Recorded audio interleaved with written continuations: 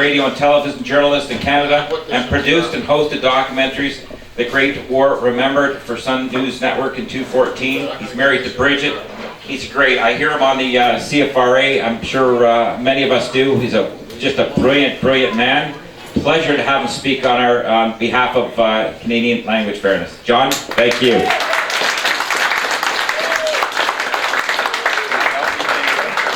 Thank you very much. I especially appreciate that introduction because, as you know, anybody who does contribute to any of our documentaries in any amount gets their name listed in the credits, except we managed not to include him on the Magna Carta documentary. We are very sorry about that. We do not know how it happened, but in a gesture of contrition, we do have one of our posters from the documentary.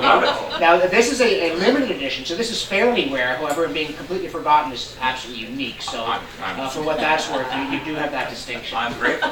You know, I watched my wife and I watched it, and I said to her, because we made a donation at the one event, and I couldn't wait to see my name, and I went to the name, and it wasn't there, and I got a hold of Kim right away. Remember Kim? And where's my name?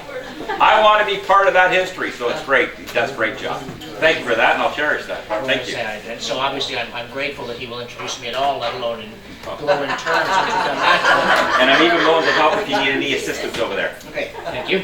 And I'm grateful to you for inviting me to be here today and to talk about the appalling topic of fixing our Constitution. You know, the Irish joke about the tourist asking directions to Dublin and being told, well, I wouldn't start from here if I were you.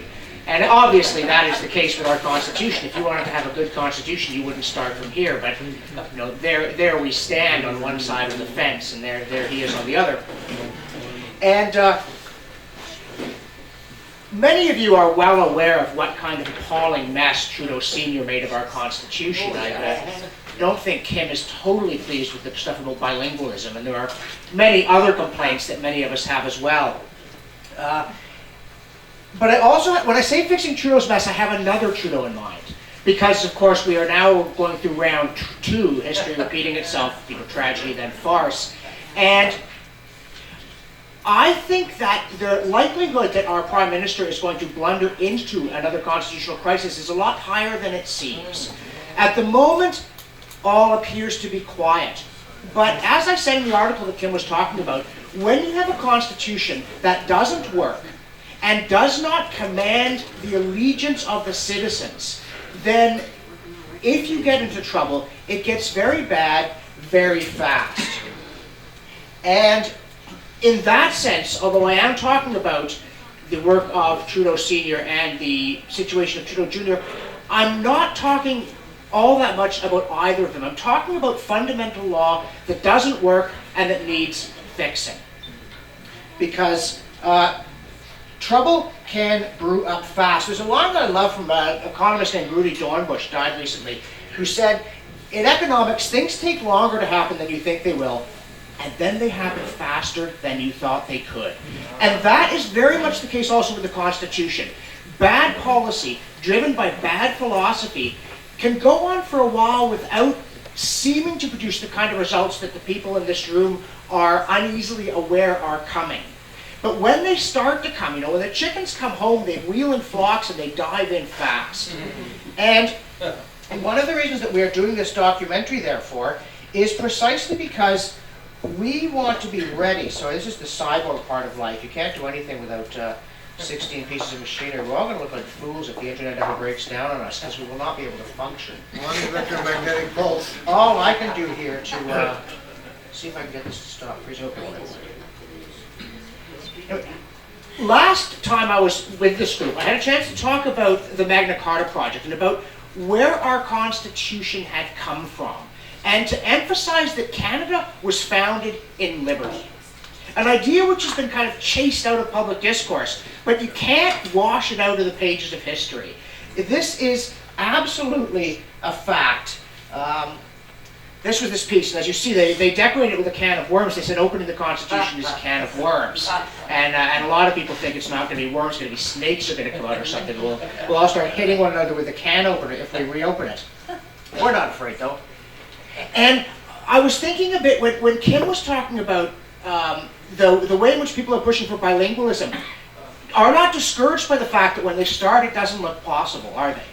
You know, the people on the left, they don't say, gee, it's a big task, I guess we shouldn't. Now, one of the reasons that we don't sign petitions the way they do is that we have lives. Friedrich Hayek wrote a piece years ago called The Intellectuals and Socialism, where he said that if you're the kind of person who basically thinks that things are going, the society is working out fairly well, then there are a lot of things you can do that will give you a happy life. But if you're one of these perpetually alienated and angry people, then you devote your attention to public affairs because there's nowhere else to go.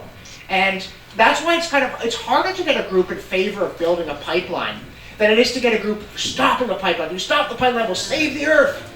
Because we build a pipeline, we'll have more oil. We just don't often think in cosmic terms, but that doesn't mean we should let them outshout us or outwork us or stand more firmly for what they believe in than we do for what we believe in. And that's why I think that fixing the Constitution, although it is, on the face of it, a highly unreasonable project, that's no reason not to undertake it. Because if we really think we can do this, and if we set about it the right way, we can do it. And one of the great advantages is that history is on our side. In that, first of all, this really is the history of Canada. And those of you who've seen the Magna Carta documentary, I'm only going to go over that briefly here, but you'll have a very good idea what it is that I'm getting at there. But also history is on our side in this critical sense. The Constitution we have now is not working. And it can't work because it's founded on false principles. It's built on sand. And things that are built on sand, we've known for a very long time, tend to crack, tip over, and vanish into the sand. So if the Constitution we had was working, we'd have no argument and we would lose. But it's not working, and that's why we're going to be demonstrated to be right by everything that happens, especially if we get into a constitutional crisis. And if we do, I think it's very important that in addition to being upset at what's happening and knowing why it's wrong and having a pretty good idea who to blame, we have something positive to put in its place. And that's why the new documentary project is going to explain what went wrong and how to fix it, and it comes with a rewritten constitution and a plan for implementing it.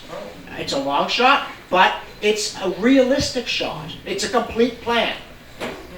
And there we go. One of the things that I don't think is a realistic plan, Ezra Levant recently talked about this. Toronto was trying to ban Christian advocacy in a public square. Anybody else could say anything they wanted, but the Christians were going to be shut up. And they were actually stared down by our partners in fundraising on this project, the Justice Center for Constitutional Freedom. But it's like playing whack-a-mole. Every time you win, it's temporary, and every time you lose, it's permanent. Because the playing field has been tilted against us. And the solution there is not to be sour. I mean, you can if it feels better, but then once you've soured, and expressed your views after a couple of adult beverages, then the trick is to get the playing field back the way it's meant to be. Let's re-level the thing. And when I was talking about this out in Alberta, I do this a lot. I say smile when you say that. I think, what's to smile about? Well, the answer is hard work worth doing. A challenge worthy of us. A great adventure. Why not? Let's do it and let's look happy doing it. Let's stick to basics. Let's think big. Let's not play whack-a-mole. Let's not fight one small losing action after another. Let's go for the big play. Let's not be afraid. Let's know our history, and let's stay hopeful. Again, some of you have heard me say this before. Optimism is a psychological condition, and frequently it's fatuous. But hope is a theological virtue. Hope is the belief that history, which has been hurtling toward disaster since the invention of the lament, has somehow or other seen victory snatched from the jaws of defeat by the people who love freedom time and again over thousands of years. And you know what? If they could do it, we could do it. Surely, if the Allies could win World War II, if the barons and clerics and knights and commoners could drag King John to Runnymede and make him seal Magna Carta, if Alfred could retake London from the Danes, we can get our Constitution back. At any rate, I intend to try. So, the very brief summary of the Magna Carta documentary is that in 1215, bad King John, who really was a lemon, even by the standards of his contemporaries, was forced by armed citizens. Yes, we're doing a documentary on that too, and there are little cards about that. This was not done by petitions or by feeling bad. It was done by people who were willing to defend their liberty at risk of their lives when necessary. Forced to acknowledge that people had always had rights, that there are natural rights inherent in the human being that governments may not infringe. And coming out of Magna Carta, Parliament developed, not to govern us, not to change our lives in exciting new ways, not to teach us new languages or new social morals, but to prevent the government from getting out of hand, to keep it from changing things. If we wanted things changed, we'd change them in our private lives. If we wanted to speak a new language, we'd learn a new language. The language the English speak today, including us, is not the language they spoke in the time of Chaucer. We invented new words, we changed pronunciations, we stopped saying night is knecht because it hurt. You know, all kinds of things like that. We didn't need help, and we invented a language that nobody at any corner of the earth, however obscure, can evade. I think we did a pretty good job without the help of government. French, on the other hand, got the Académie Française to say what you should and shouldn't say, courtesy of the government, and it went from being the lingua franca to being kind of embattled and bitter. You know, central planning doesn't work in language. It doesn't work anywhere. And so the story, again, which is in the Magna Carta documentary, is that there were continual challenges to liberty. The people in charge always thought they should be really in charge. They always thought it was annoying that they couldn't do whatever they wanted, starting by reaching into your pocket for the cash they needed to do it. They never believed we should govern ourselves. And that is important because if you look at the people today who are more or less in charge, they don't think we should govern ourselves. They're impatient with these liberties. They think they know better, but they also think they invented this. They think arrogance is something they devised.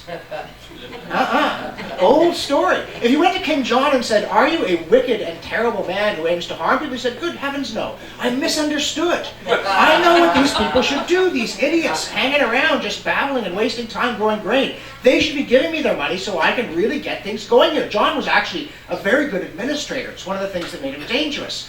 Or James I, another of the big villains in our documentary. James knew that he was sent by God to straighten people out. And the English Parliament, he felt, had been put in his way by some other being to prevent him from bringing enlightenment to his citizens. The mentality hasn't changed. And that's a cause for irritation. For heaven's sakes, aren't we done with that yet? But also for hope, because we have been here before. And time and again, government challenged the liberties of citizens, and time and again, citizens defended their liberty, kept the legislature in place as a check on the executive branch, and preserved their freedom. And that's the system